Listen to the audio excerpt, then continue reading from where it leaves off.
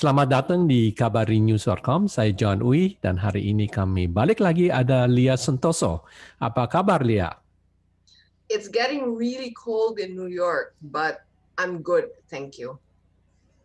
Yang saya ingin tahu bagaimana menurut Lia lihat ke depan setelah pemilihan umum di Amerika. Silakan.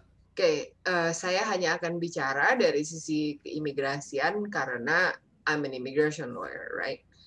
Nah, kalau dari sisi imigrasi memang selama 4 tahun terakhir belakangan ini ya, sejak ada pemerintahan dari Partai Republik yang dipimpin oleh Presiden Trump, memang ada kebijakan-kebijakan yang dulunya existing di zaman Presiden Obama itu yang di rollback secara ekstrim ya dalam beberapa hal ya kepada yang dampaknya is really menyakitkan ya untuk banyak imigran. Nah, namun selain kebijakan yang harus juga penting adalah berubahnya climate yang terjadi di dalam imigrasi sendiri. Jadi saya as a practitioner, I actually feel personally ya a hostile environment untuk klien-klien saya. Di mana kalau misalkan dulu ya ini yang contohnya, kalau misalkan ada orang yang udah ada di Amerika Serikat, misalkan cut off-nya a certain year dan ada di Amerika dan ada case, itu case-nya bisa ditutup melalui admin closure. Nah, setelah itu policy tersebut ditiadakan dan banyak sekali orang yang akhirnya berakhir di deportasi karena itu gitu. Nah, selain itu hanya satu contoh dari di imigrasi ya. Nah, kalau di USCIS itu kan karena imigrasi itu kan ada banyak branch, kalau di USCIS itu lain lagi, misalkan ya, kalau misalkan you submit dokumen, lalu you submit dokumen, tiba-tiba ada requirement yang tadinya tidak pernah ditanyakan, lalu sekarang itu jadi ditanyakan gitu. Sekarang dalam arti pada periode pemerintahan Partai Republik. Jadi di luar dari policy yang berubah ya, dari policy secara internal yang jadi lebih ketat, yang juga penting adalah climate kerja, di mana somehow orang-orang yang bekerja itu ikut terbawa dan ada perasaan bahwa mereka itu harus membuat segalanya jadi lebih sulit. Nah, karena saya praktek itu di New York dan saya juga cukup aktif ke pengadilan, saya masih ingat sekali di awal masa-masa pemerintahan Presiden Trump itu banyak sekali hakim itu yang meninggalkan pekerjaannya, sampai-sampai itu ada tulisan, saya lupa itu di New York, di mana itu kalau nggak salah ya, itu saya masih melihat itu di salah satu majalah media besar ya di New York, di mana mereka itu meninggalkan pekerjaannya entah karena satu hal dengan yang lain gitu, karena pressure-nya itu jadi tinggi sekali. Saya masih ingat itu di bawah Attorney General itu Jeff Sessions waktu itu. Nah, di mana hal ini ya tentu saja ya kita berharap bahwa situasi ini akan berubah ya, dalam arti bukan oke, semua orang tiba-tiba bisa datang dan membanjiri Amerika, nggak begitu, ini negara hukum.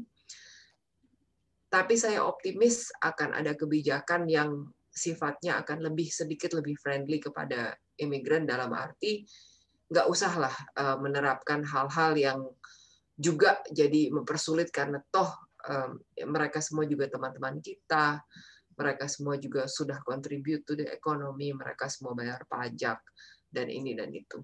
Kira-kira seperti itu sih sebetulnya. Kalau untuk harapan dari DACA dan juga amnesti bagaimana menurut Lia? Oke, ini menarik ya. Kalau menurut saya ini menarik. Kita dulu sepertinya juga sudah pernah diskusi mengenai DACA.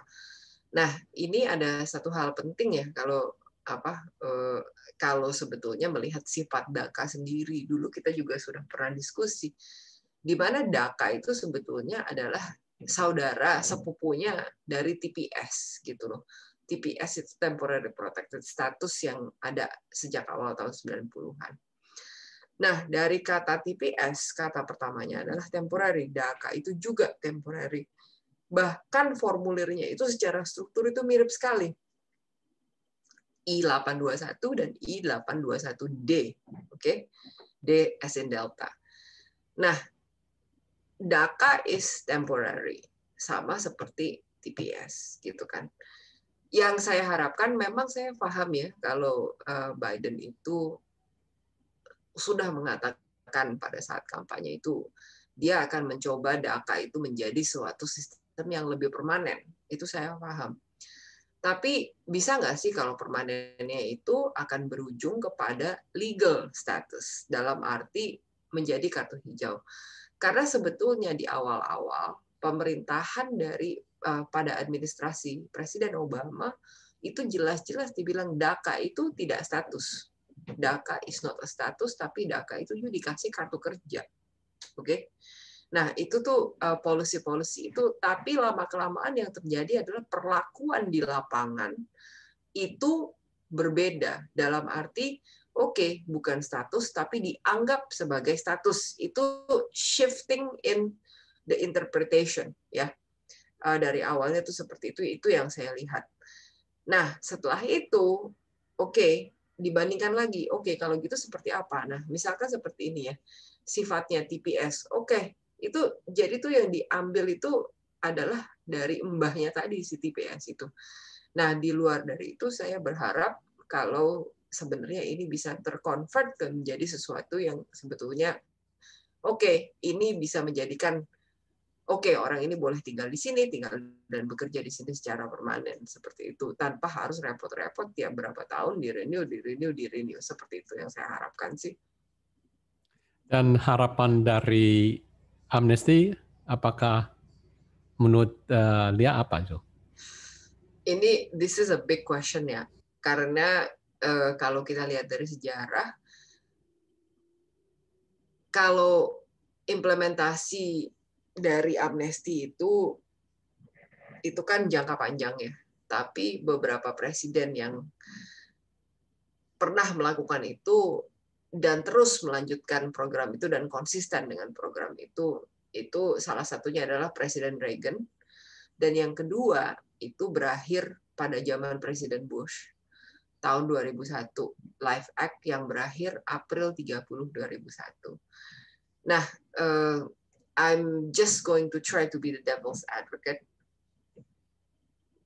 Jangan lupa bahwa Presiden Obama itu pernah ketika awal masa jabatan itu both House and Senate itu dikontrol oleh Partai Demokrat. Dan pada saat itu sampai midterm election ya, kalau saya nggak salah itu tahun 2010 itu. Nah, pada saat itu nggak keluar tuh amnesti. Nah, saya berharap ini kan karena election juga kita masih menunggu hasil ya dari Senat kalau nggak salah ya John ya. Saya belum baca berita kalau ini beberapa apa. Nah, saya berharap kalau terjadi ini semuanya satu warna lagi, ayo, come on, Presiden Biden, kita semoga aja Anda bisa betul-betul kali ini mengeluarkan amnesti, gitu. Karena ini kesempatan yang mungkin tidak bisa terbuka lagi, gitu ya. Sampai nanti semoga aja terjadi juga periode aman sama seperti Obama pada saat 2009 di mana itu adalah kesempatan emas yang terbuang kalau menurut saya. Ya, jadi dengan arti presidennya Demokrat, House of Representatives juga Demokrat, dan Senat Demokrat ya. Yes. Jadi dengan itu 3 kemungkinan bisa ada amnesti, bukan? Kalau misalkan Presiden dan Senat dan House itu satu warna, tentu saja ketika ada kebijakan akan lebih mudah untuk diloloskan, kan seperti demikian. Nah, tentu aja ada subject to judicial review ya. Judicial review-nya itu kan kembali ke US Supreme Court, di mana US Supreme Court itu ya jelas pada saat ini posisinya konservatif dengan 3 hakim yang ditunjuk oleh Presiden Trump. Nah, namun apabila Kongres itu bisa dikuasai oleh satu warna, nah, ya akan jauh lebih baik dan mudah bagi presiden yang juga dari partai yang sama untuk meloloskan kebijakan. Nah, untuk melakukan rollback ini ya tentu saja ini membutuhkan waktu. Nggak bisa dong dia langsung duduk lalu tiba-tiba langsung oke, ini dibatalkan, itu dibatalkan, ini dibatalkan, itu dibatalkan, itu bisa ya. In theory itu bisa, cuman akan sulit ya untuk dilakukan. Dan juga ada hal-hal yang membutuhkan koordinasi. Nah, salah satunya misalkan itu ada aturan dari kebijakan administrasi Trump di mana orang yang mengajukan suaka politik dari southern border itu harus menunggu di sana, gitu kan. Kalau misalkan tiba-tiba ini juga dibatalkan, lalu orang-orang itu mau kemana gitu? Paham maksud saya ya? Jadi bisa juga ya memang polisi yang dibatalkan, tapi harus juga ada langkah-langkah untuk mengatur apa yang bisa menjadi efek ketika polisi tersebut dibatalkan, seperti itu gitu kan, karena these are people we're talking about gitu loh. Nah, tentu aja saya berharap separation of families tidak akan terjadi lagi, dan juga ya gimana ya, give papers to people that earn it gitu. Itu menurut saya. Pesan terakhir dari Lia apa untuk pemirsa Kabari? Kalau pesan saya sih sebetulnya lebih kepada baca koran, baca Kabari, follow Kabari. Juga kita bagaimana supaya kita selalu update ya, apa yang ada, apa yang terjadi, bagaimana supaya informasi-informasi itu nggak menjadi hal yang merugikan kita kalau kita ketinggalan. Kira-kira gitu aja sih sebetulnya. Oke, terima kasih Lia untuk memberi informasi hari ini. Dan untuk pemirsa Kabari, jangan lupa untuk subscribe di Kabari TV dan juga jangan lupa daftar di kabarigratis.com untuk mendapatkan majalah Kabari dan majalah Hidup Sehat. Sekian dulu, sampai kita berjumpa lagi. Terima kasih.